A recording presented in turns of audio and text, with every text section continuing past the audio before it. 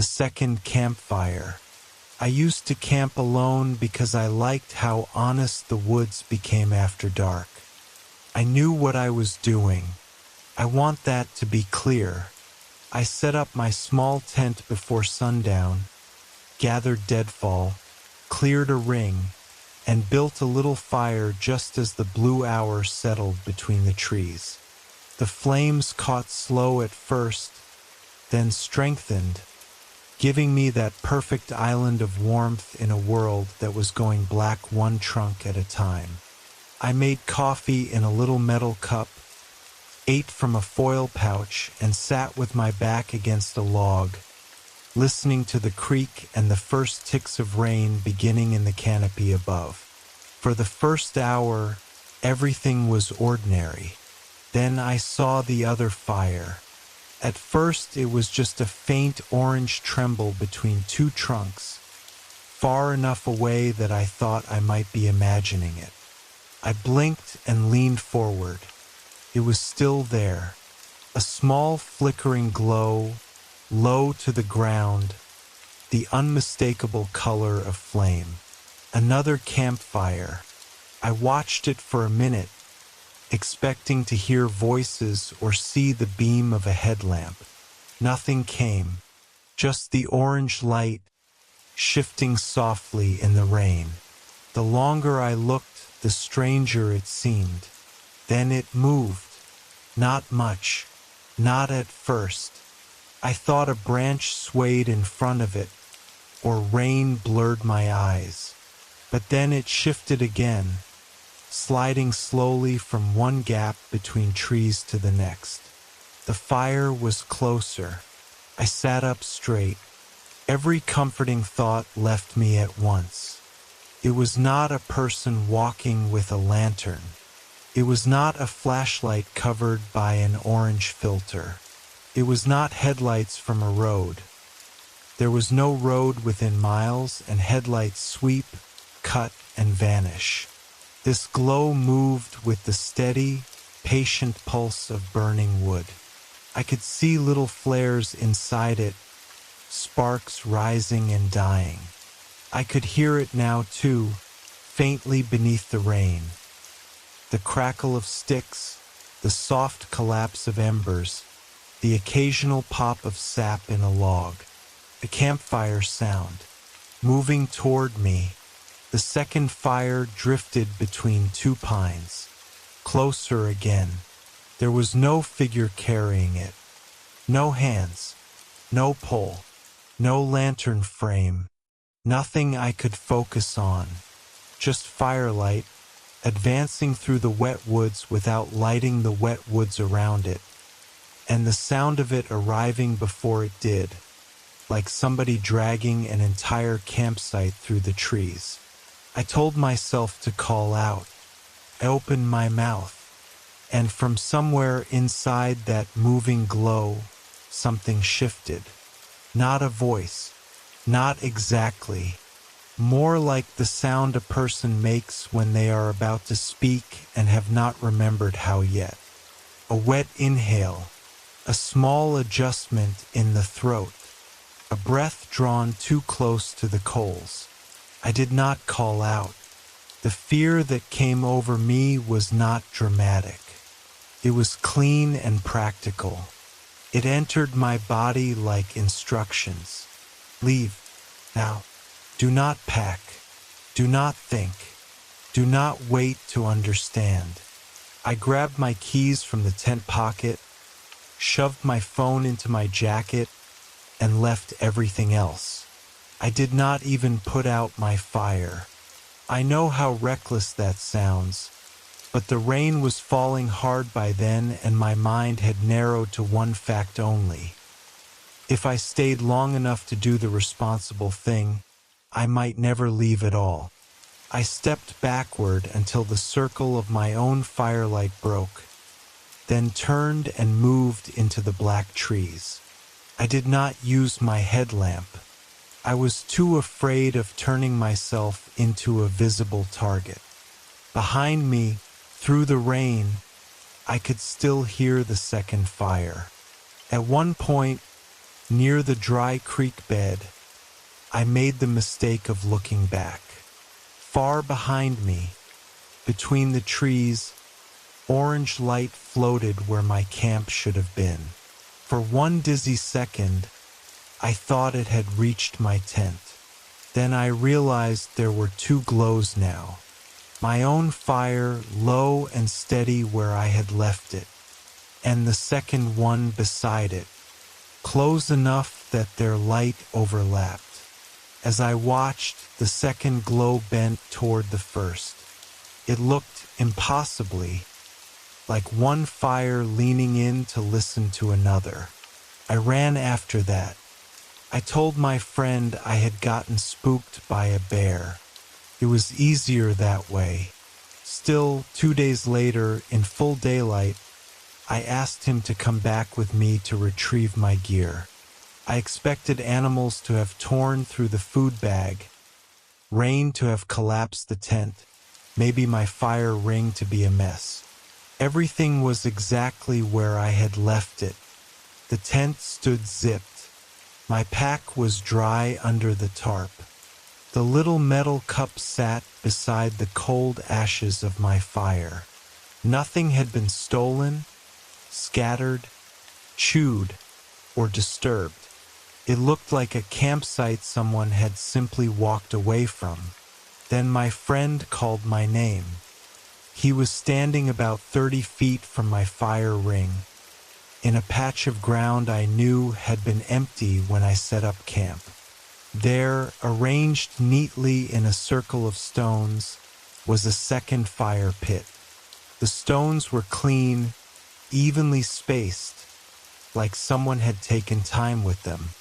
Inside was a bed of ash and charred wood, still faintly damp from the rain but fresher than it should have been. Beside it, pressed into the pine needles, were 3 shallow marks in the shape of a triangle, each one blackened at the edge, as if something very hot had rested there. There were no footprints, no cut branches, no signs of a person walking in or out. I packed in silence. Before we left, I looked once more at the second fire pit and understood the part that still bothers me most. Whatever came through those trees had not wanted to attack me, not right away. It had not chased me with claws or teeth. It had not screamed. It had not even touched my things. It had built a place beside me. It had wanted to sit near my fire. And I think if I had stayed, if I had been polite, if I had called out the normal words you say to another camper in the dark, something would have answered from that moving light. Something would have sat down across from me in the rain.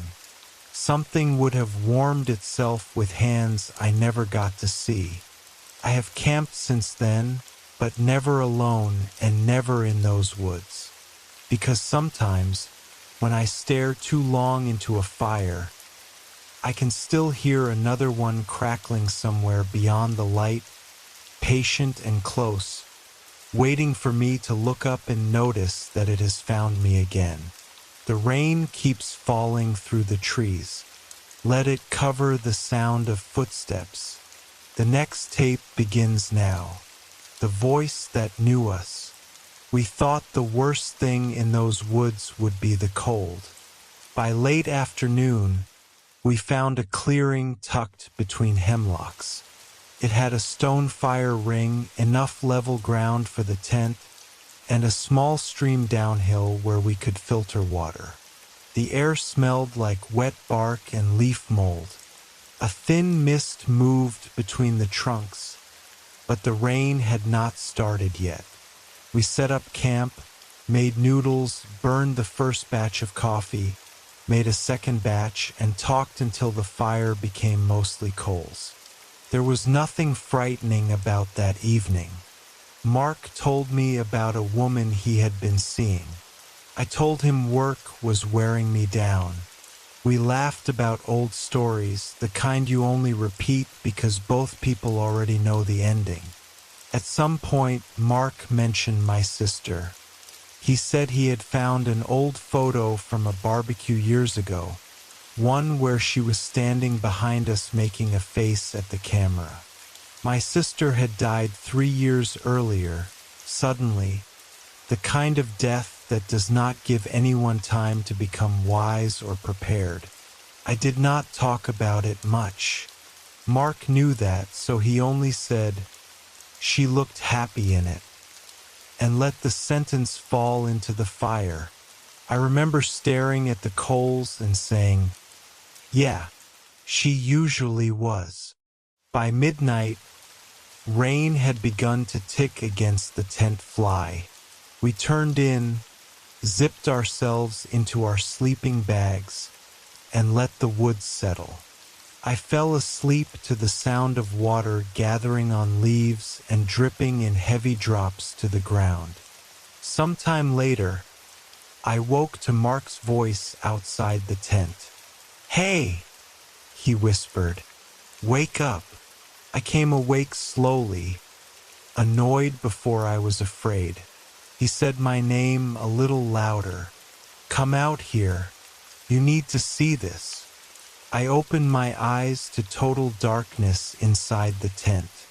My first thought was that he had gotten up to pee and seen an animal, maybe deer near the stream or some weird light over the ridge. Mark was exactly the kind of person who would wake me for something dumb and then insist it was worth it. "Come on," he said from outside. Quietly, I pushed one arm out of the sleeping bag and reached for the zipper. A hand clamped around my wrist. I nearly shouted, but another hand covered my mouth. Mark was lying right beside me, inside the tent, eyes wide open in the dark. I could not see his face clearly, only the pale suggestion of it, but I could feel his whole body trembling through the nylon floor. He leaned close enough that I could feel his breath. "Don't," he mouthed. "Outside," Mark's voice said. "Why are you taking so long?" It was perfect. Not similar. Not a trick of sleep.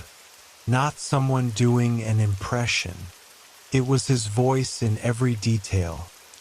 The slight rasp, the lazy vowels, the impatient little laugh he used when he thought I was being difficult. It even had the same whispering volume, the same way he tried to be quiet and failed at it. I stopped breathing. The voice outside sighed. "Seriously, man, get out here." Mark squeezed my wrist so hard it hurt. For a while, neither of us moved. Rain whispered across the tent. Something soft brushed the outside wall near my feet, then moved away. The voice called again, still using Mark's tone, still patient in a way that felt practiced. Then it said my name in my own voice. That was worse. Mark's nails dug into my arm. The thing circled the tent. "He's asleep. Come out." Mark shut his eyes. The voice changed. His mother's voice came next. I knew it because I had met her dozens of times. She had this warm, tired, practical tone. The voice of someone who had raised 3 sons and did not have time for nonsense. She called him by the childhood nickname he hated, the one only his family used. She told him it was time to come home. She said she had been looking everywhere for him. Mark began to cry silently. That was the moment I understood this was not random. It was not only repeating what it heard that night. It was reaching into places it should not have had access to, choosing sounds that were shaped like keys. Then my sister spoke. I did not move. I did not think. The whole world reduced to that voice outside the tent, soft and close and impossible. She said my name the way she used to say it when she wanted something from me. Half teasing, half affectionate. She said she was cold. She asked why I had not come to see her. She said she had been waiting behind the trees for such a long time. I put both hands over my mouth because I was afraid of what might come out of me. Mark must have sensed it. He shifted close and pressed his forehead against my shoulder. A desperate, silent anchor. Outside, my sister said, "Please, just once." Then the thing laughed in Mark's voice. It went on for hours. We did not move. Just before dawn, when the dark had turned gray enough that the tent walls showed faint outlines, it returned to my sister's voice. It sounded farther away. "I know you heard me," she said. Then, in a voice I did not recognize, low and scraped raw, it added, "Next time, come alone." After that, silence. We waited until the sun was fully up. Even then, getting out of the tent felt like stepping through a membrane. The clearing looked normal. Wet ashes in the fire ring. Our boots under the vestibule. Rain trembling from hemlock needles. No footprints. No broken branches. No marks in the mud except our own from the evening before. We packed faster than I have ever packed in my life. The hike out was quiet. Once, Mark stopped and looked back down the trail. I asked what was wrong. He said he thought he heard his mother calling from the ridge. I told him I had not heard anything. That was a lie. Mine had no missed calls. No messages. But when I opened my photos later, I found the old barbecue picture Mark had mentioned beside the fire. It was not in my camera roll before that trip. I am sure of it. My sister stood behind us, making that stupid face at the camera. In the background, beyond the yard, at the edge of the trees, there was a blur I had never noticed. Tall, dark, tilted slightly as if listening. Mark and I did not camp together again. And sometimes, when I am half asleep and rain is ticking against the window, I hear my sister's voice from somewhere it should not be. Not loud, never inside the room, always just beyond the glass or down the hall or outside the door. I never answer, because I know now that the cruelest things in the dark do not need to sound like monsters. They only need to sound like someone you love, saying the one thing you have never stopped wanting to hear. The rain is steady. Keep your eyes closed. The third tape is waiting. The hunters stand. My father taught me that the woods are never empty. I hunted the same land he hunted, a long stretch of private forest that bordered state property and old logging roads. It was not wilderness, not truly, but it felt old in certain sections. There were hollows where the air stayed cold even in summer, ridges where nothing grew straight, and patches of pines planted decades ago in rows so perfect they looked wrong after dark. The stand was in one of those older sections. My father built it when I was a teenager, braced between two thick oaks overlooking a narrow clearing where deer passed on their way to water. It was about 15 feet up, with a small wooden platform and a rail just high enough to rest a rifle. Not fancy, not comfortable, but it had held my father's weight for years and then mine. That morning, I climbed into it 2 hours before sunrise. The air was cold enough to sting my nose. I remember my breath coming out pale in the beam of my headlamp while I clipped the safety strap and settled onto the little seat. Then I switched the lamp off. First, the night sounded normal. Then, slowly, it did not. The insects stopped first. A thin layer of noise I had not noticed until it disappeared. Then the occasional rustle in the brush went still. Even the creek below the clearing seemed quieter, though I know that is not possible. The dark pressed inward. Every hunter knows that silence. Something is moving that the smaller things do not want to announce themselves to. I thought bear. For a few minutes, nothing appeared. Then something stepped into the clearing. I knew immediately it was not a bear. Bears move with a rolling weight even when they stand.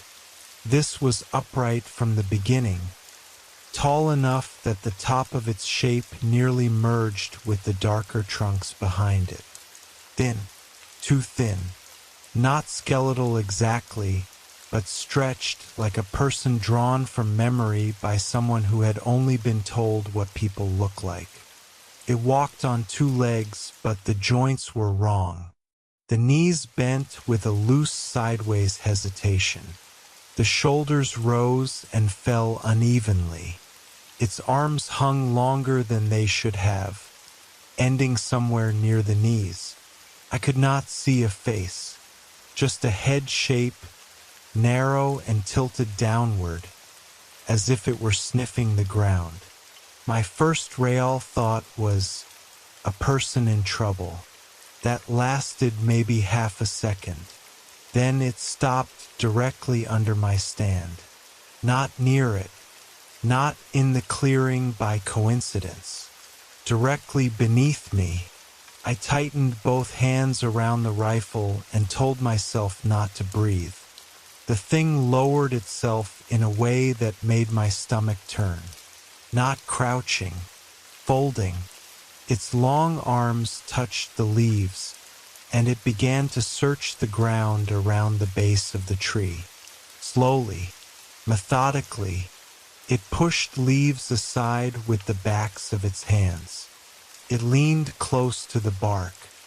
It moved around the trunk once, then again. It was looking for me. That certainty arrived without argument. I knew it the way you know when someone's eyes are on your back. It had followed something to that tree. My scent, the heat of my body, the small sounds of my climb, maybe some sense I do not have a name for, knew I was there, simply had not looked up yet. The rifle was loaded. I could have fired, so I stayed still. The thing circled. Once, its hand touched the lowest rung of the ladder. The wood gave the faintest creak. I felt the sound travel through the tree into my bones. Paused. His head lifted an inch. I looked up at the sky because I could not bear to look down. The stars were fading, but not enough. Dawn was still far away.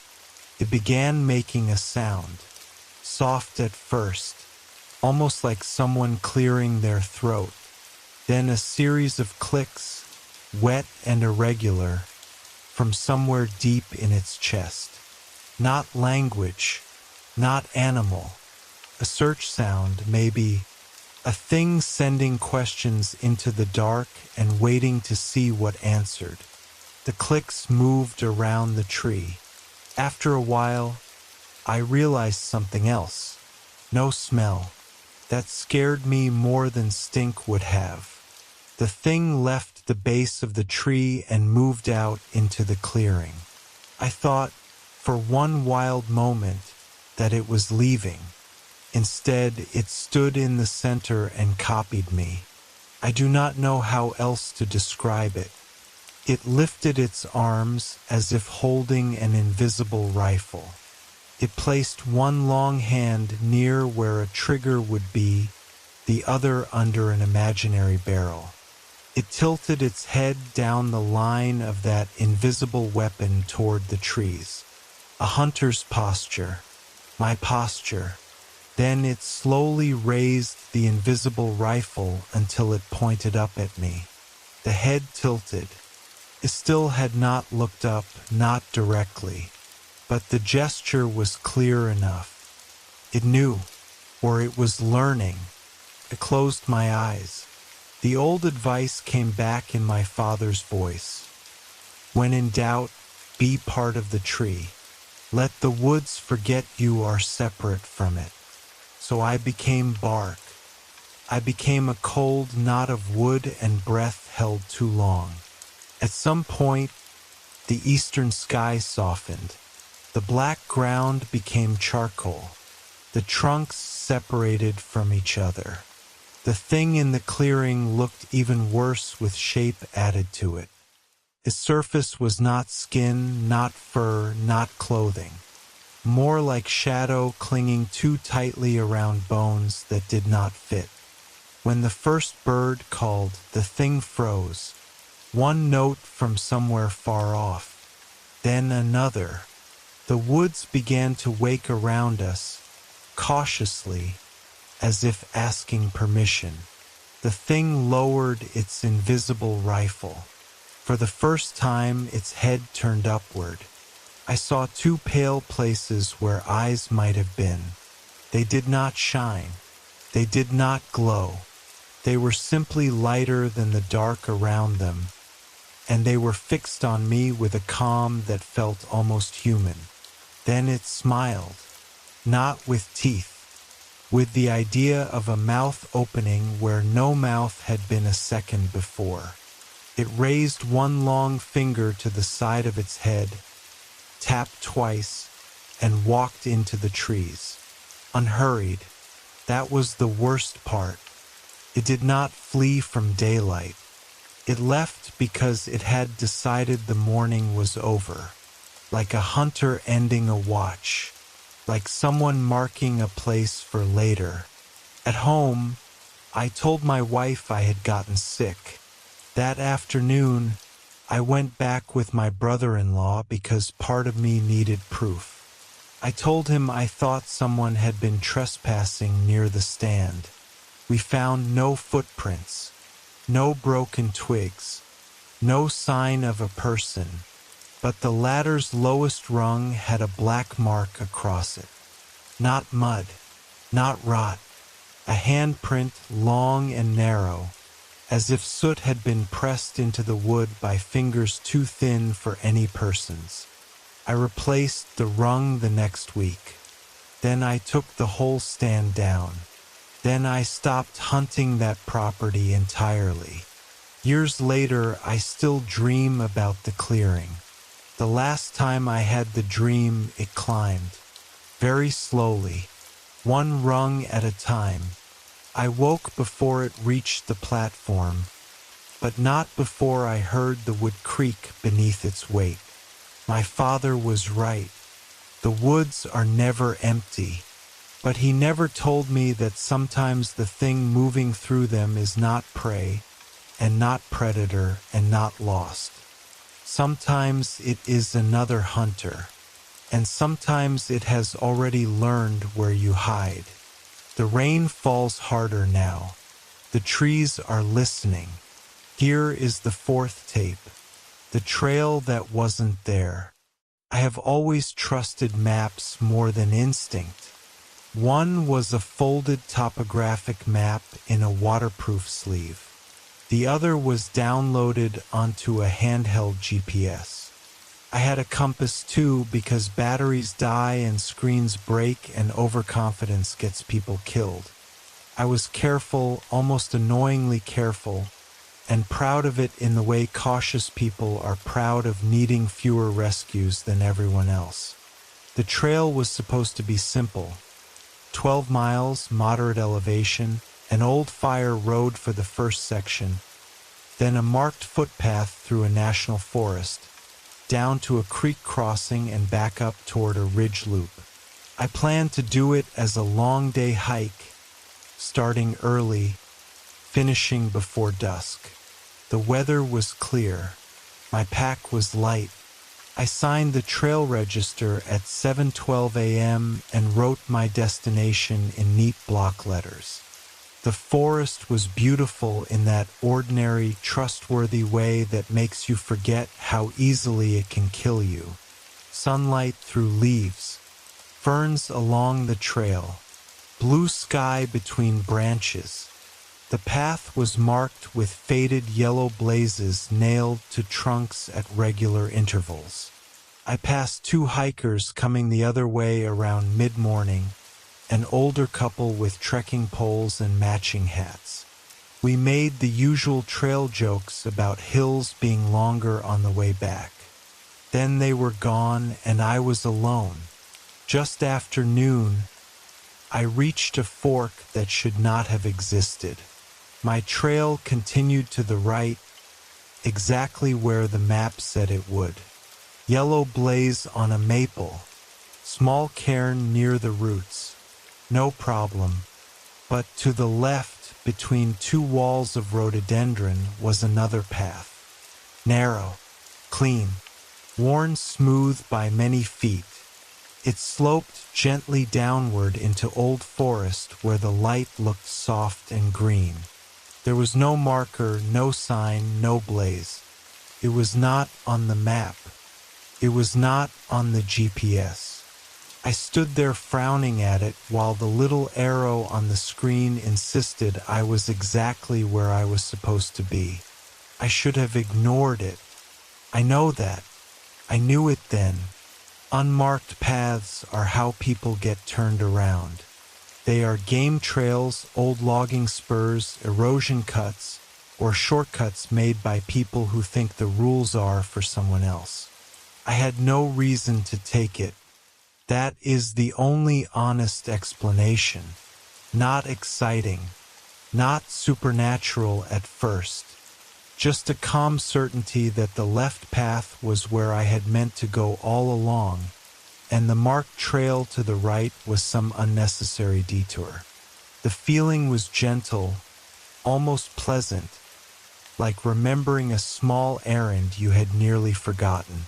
I checked the map again. The left path did not exist. Then I put the map away and followed it. For the first 20 minutes, I felt wonderful. The ground was soft but dry. The slope was easy. The trees were older there, larger than the ones along the marked trail, their trunks wide and ridged and spaced far enough apart that I could see deep into the woods. Sunlight came down in golden sheets.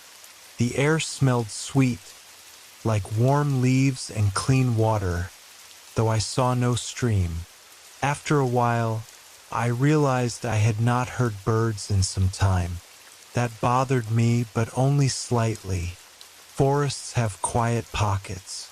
Wind shifts. Midday heat slows animals down. I kept walking. Then I noticed there were no fallen branches on the path. Not fewer than usual. None. The forest floor on both sides was wild, cluttered with sticks, rotting logs, leaves, stones, and the pale curls of dead bark. But the path itself was clean, not cleared recently with tools, not swept in a human way. It was simply free of anything that would make walking difficult. Even the exposed roots curved aside before crossing it. I stopped. The silence came down around me all at once.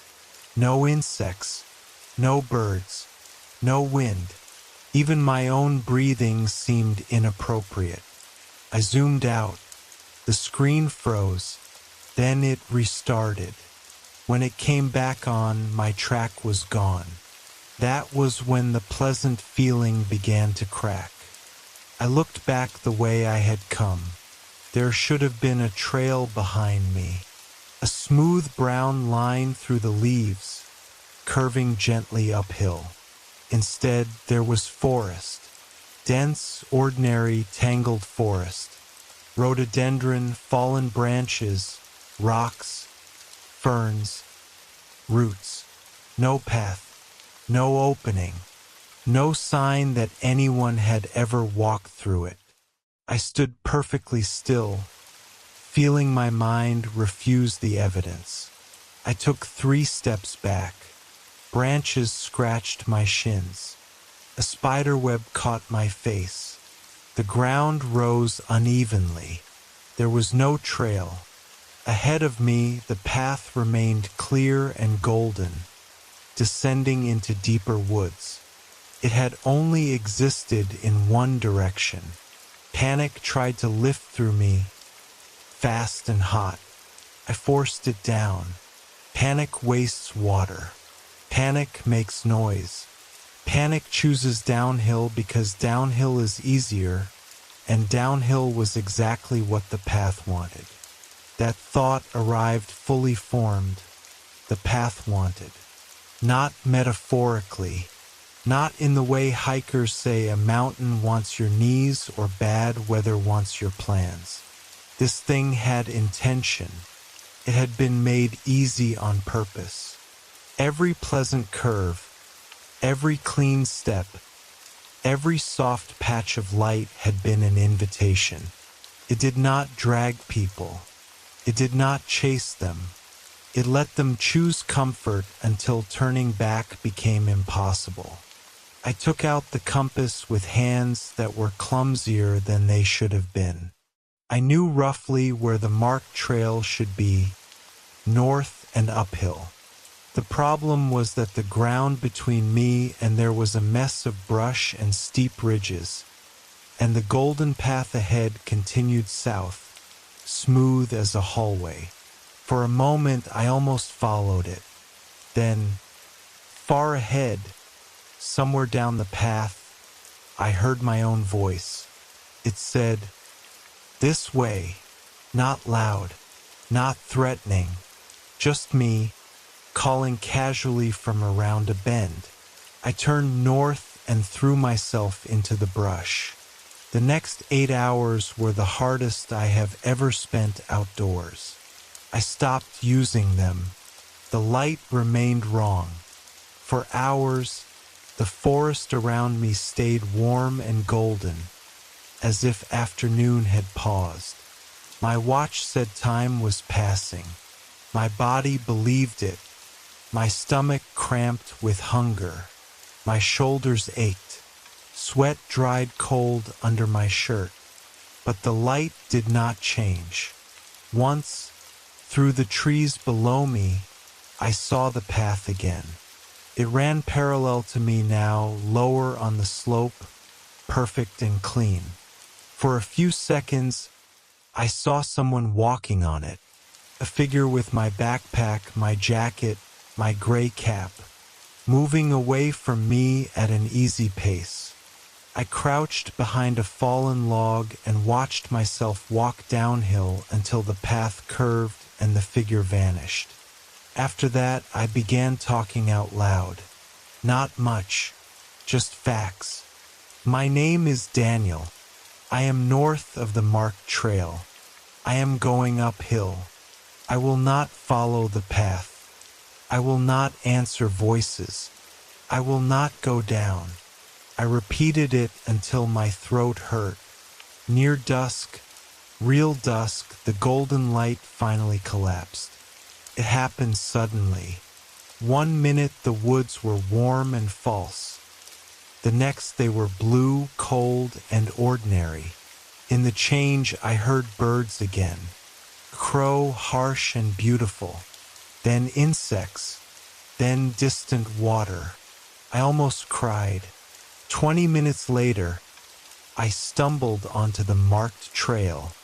I knew it by the yellow blaze on a maple and the small cairn near the roots. The same fork. The right-hand trail where I should have gone hours earlier. The left path was gone. Not overgrown. Not hidden. Gone. The rhododendron wall beside the fork was solid. Untouched. Impossible to imagine as an opening. I pushed branches aside until thorns drew blood from my knuckles. Nothing. No smooth ground. No corridor. No golden slope. Just forest. On the ground near my boot was the trail register pencil. The one from the parking lot. It was broken in half and damp, though the register box was 6 miles away. Returned, not yet. I tore the page out and burned it in my sink when I got home. I do not know why. It just felt necessary. I still hike. I still carry maps. But I do not trust pleasant shortcuts. I do not trust paths that look easier than they should. And if a trail ever appears where my map says no trail belongs, I turn around immediately, no matter how right it feels.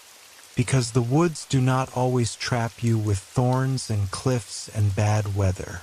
Sometimes they lay a clean path at your feet. Sometimes they make the wrong way feel like memory. And sometimes, somewhere far down that path, your own voice is waiting to welcome you home. Breathe slowly. Let the rain hold the dark back. The 5th tape is ready. The tent at dawn. There were 4 of us on that trip because 4 had always been the number. We reached the lake near sunset. It was beautiful in a lonely way. Black water, a ring of trees, mountains beyond them fading purple in the last light. There was one flat area above the shore where people had camped before, with a stone fire ring and a few logs arranged as seats. No trash, no fresh footprints, no sign anyone had been there recently. No echo came back. We teased him for being dramatic. He said the lake was creepy. Aaron said everything was creepy if Peter was cold enough. Then we forgot about it. Nothing happened that night. That is the part that makes the morning worse. We heard no footsteps, no voices, no animals moving through camp, no snapping branches, no strange lights, no dreams vivid enough to mention. I slept deeply, the kind of sleep that comes after a long hike and a hot meal, waking only once to rain beginning softly on the tent. When I crawled out at dawn, the world was gray and wet and perfectly still. Then I saw the stones. At first, my mind made them harmless. Rocks are normal around a lake. Campsites have rocks. People move them for fire rings, tent stakes, whatever. But these were not scattered. They were arranged. A circle. A wide, perfect circle around both tents and the fire ring. Dozens of stones, each about the size of a fist, placed at even intervals on the wet ground. They enclosed our entire campsite with a care that felt ceremonial. The line passed behind our tents around the log seats between 2 spruce trunks and back toward the lake. I stood there barefoot in damp socks, unable to understand what I was seeing. The stones had not been there the night before. We would have noticed. We had walked all over that campsite setting up tents, collecting wood, cooking, getting water. The ground had been empty. Someone had come while we slept. Someone had walked around us in the rain, close enough to touch the tent walls, and placed stone after stone around for sleeping adults without waking any of us. I woke Jules first. He unzipped the tent, looked out and said, "Nope," in a voice so flat I almost laughed. Then he saw my face and stopped. We woke Aaron and Peter. The 4 of us stood inside the circle in the weak dawn light, speaking in whispers without deciding to. No footprints. Jules picked one up. The underside was dry. We all saw it. The ground was wet. The air was wet. Rain had fallen for hours, but the bottom of the stone, the side that should have been pressed into mud, was dry and dusty, as if it had been taken from somewhere else and set down only moments before. Aaron told him to put it back. Jules did. That was when Peter noticed the gap. The circle was complete except for one opening near the side facing the lake. The gap was just wide enough for a person to walk through without stepping over the stones. Not accidental, not a missing rock. The spacing adjusted neatly on either side to frame it. One way in, or one way out. None of us said that at first. We just looked at it and understood the same thing. The lake beyond the gap was flat and black. No ripples, no mist, nothing moving on the shore. The water seemed too high, though I could not prove it. It lapped close to the rocks at the edge of camp, closer than I remembered from the night before. Aaron, who was usually the practical one, said we should pack. No debate, no breakfast, no coffee. Pack. We moved quickly but carefully, as if sudden noise might offend whoever had arranged the stones. Jules kept glancing toward the trees. Peter kept staring at the lake. I tried not to step on the circle, though no one had told us not to. It felt like crossing a line drawn in a church. While I was rolling the tent, I found something under my sleeping pad. A small stone, fist-sized, gray, dry underneath. It had not been there when we set up. It could not have gotten there without someone unzipping the tent, lifting the pad, and placing it beneath where I slept. I did not tell the others right away. I put it down beside the circle with hands that felt detached from me. When we were ready to leave, we had a stupid problem. None of us wanted to cross the stones. Still, no one stepped over it.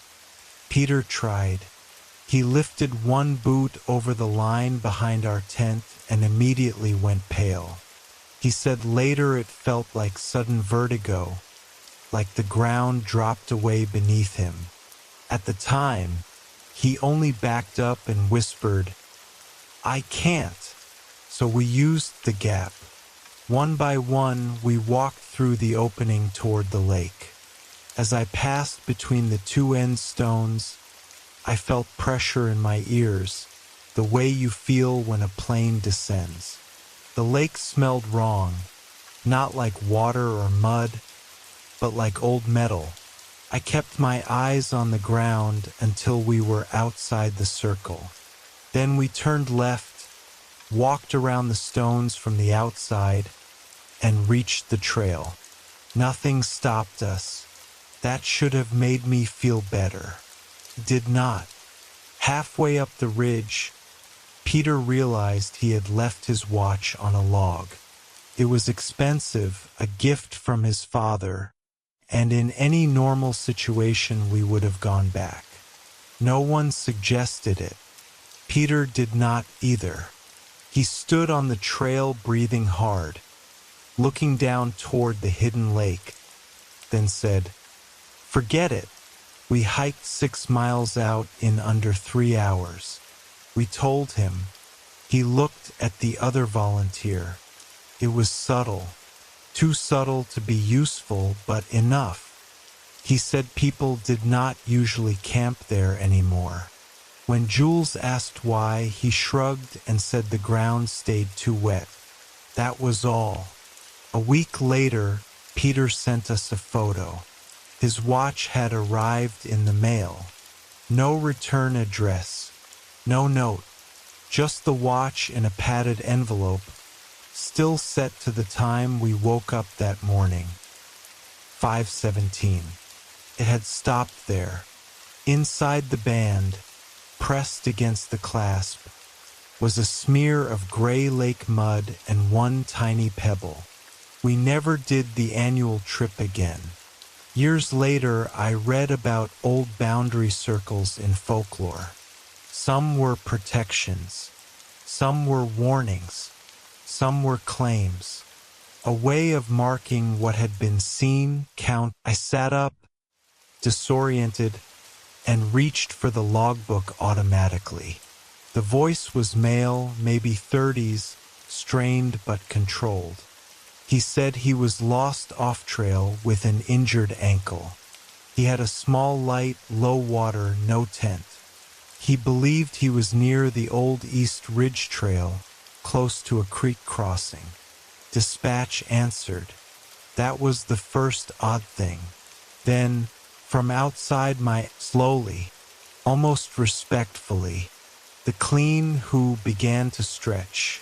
The vowel opened. The little drop at the end became a breath. It sounded less like a bird and more like a person saying, who, from deep in the chest. Who, pause. Who, pause.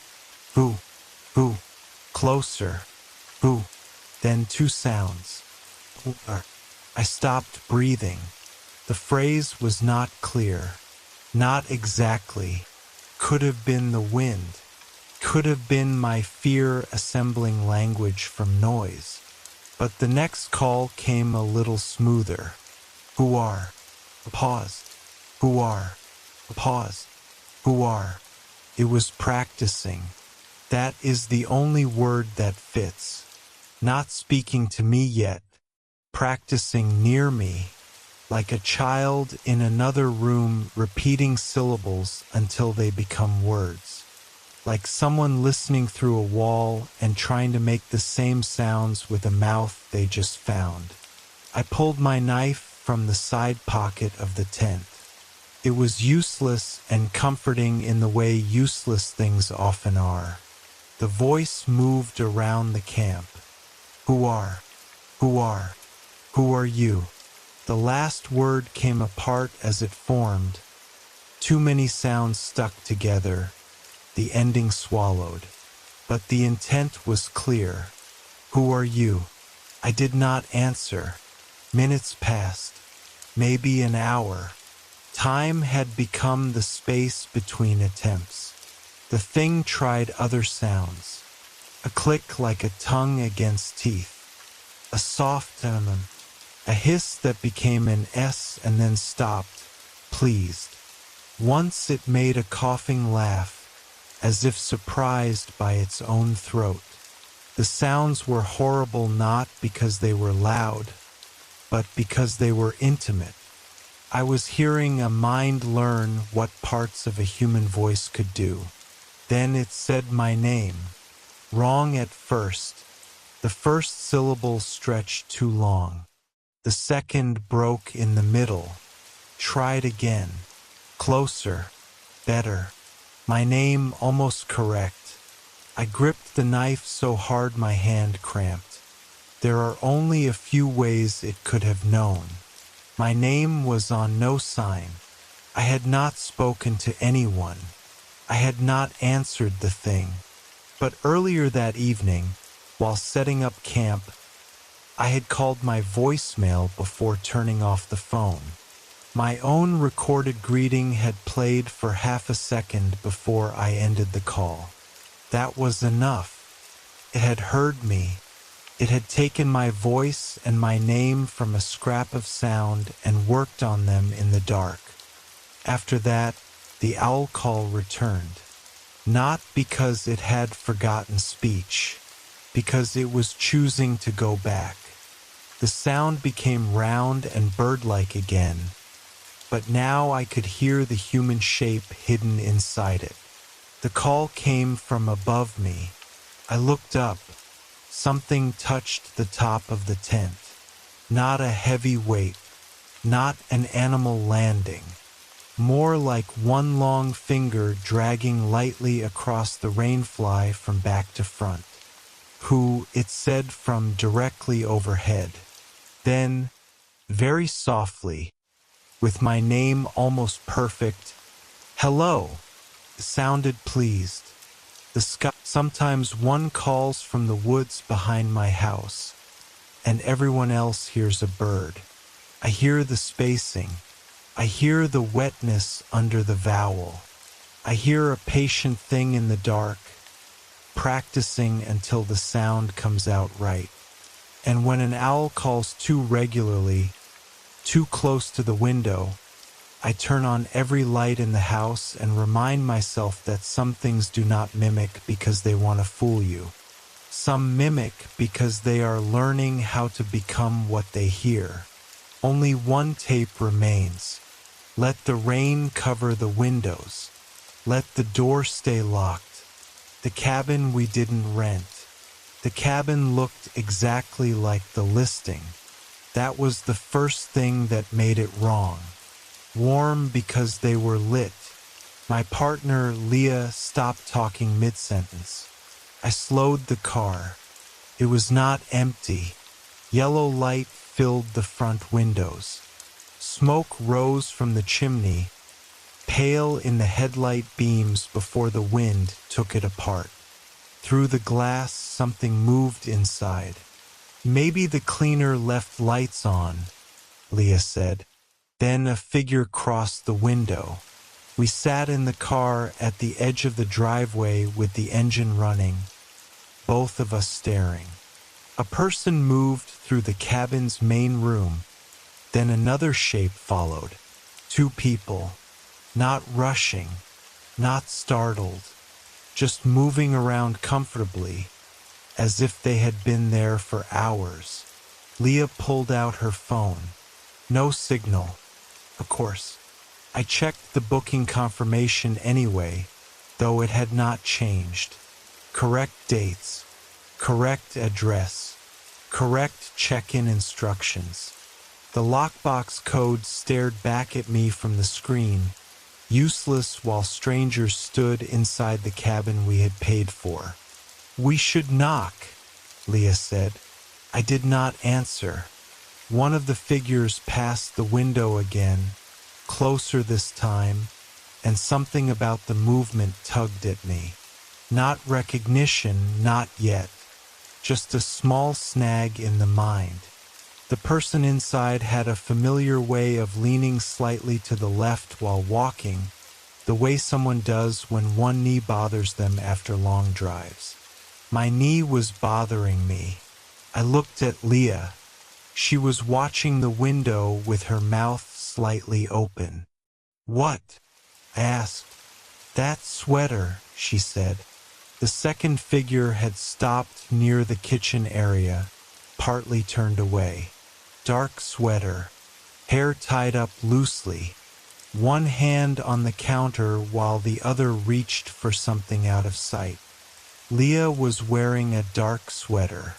Her hair was tied up loosely. Her left hand rested on the dashboard in exactly the same shape. No, I said, before I understood what I was refusing. The figure inside turned. It was not clear enough to see a face, not through rain-streaked glass and distance and warm interior light. But the outline was hers, the height, the shoulders, the small tilt of the head when she listened. Then the other figure came into view. Me. There is no gentle way to realize you are watching yourself through a window. Leah whispered, "Drive." I should have. Instead, I watched. Inside, the other Leah moved to the fireplace and crouched to adjust a log. The other me stood behind her with 2 mugs. The scene was painfully ordinary, cozy, even. A quiet weekend already underway. Fire, warm light, 2 people settling into the version of peace we had driven hours to find. Then the other me looked out the window, directly at us, not toward the driveway, not vaguely into the dark, at the car, at me. He smiled. The expression did not look evil. That made it worse. It was my polite smile, the one I use when someone has arrived and I am trying to make them feel welcome. He lifted one hand. Not a wave, a beckoning. Come in. Leah grabbed my arm hard enough to hurt. Now. I put the car in reverse. Halfway down the track, the car stopped. Not the engine, the wheels. I pressed the gas. Gravel spat behind us, but the car did not move. It felt as if something had hooked the rear bumper. Leah began crying quietly, not sobbing, just leaking fear. In the rearview mirror, the cabin lights flickered once. The car rolled free. I did not question it. I backed until the track widened near a drainage ditch, turned around badly, scraping branches along the passenger side, and drove out faster than was safe. We did not speak until we reached a gas station 40 minutes later, bright and ugly and blessedly open. Inside, under fluorescent lights, we looked at each other like survivors of a crash. Leah checked her phone first. Signal. No message from the host. No cancellation. No warning. I wrote an email with shaking hands.